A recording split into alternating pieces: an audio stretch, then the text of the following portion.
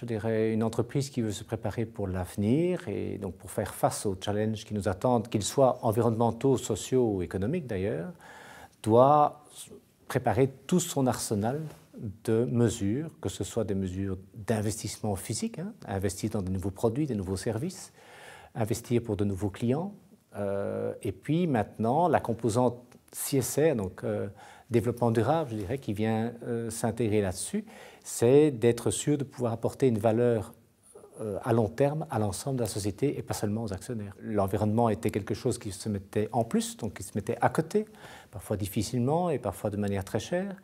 Mais maintenant, dans une grande entreprise chimique, on peut considérer que l'environnement fait partie du management global de l'entreprise. Il est clair que la réglementation pousse. L'agent déclencheur est incontestablement ce que le pouvoir public annonce qu'il veut faire, les objectifs auxquels il veut aboutir.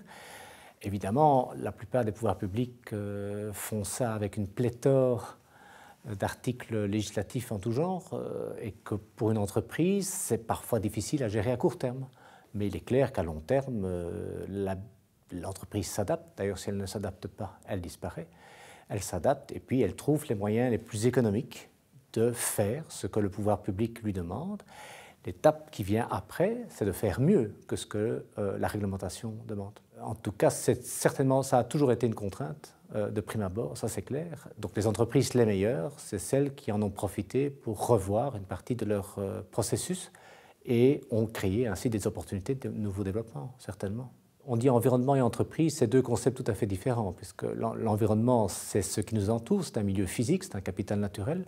L'entreprise, ce ne sont que des hommes et des femmes. Donc, quand on dit environnement, entreprise, on dit environnement et être humain et vie sur Terre. Donc, je veux dire, ce n'est pas parce qu'on est organisé sous forme d'une entreprise que nos responsabilités sont différentes de celles des individus.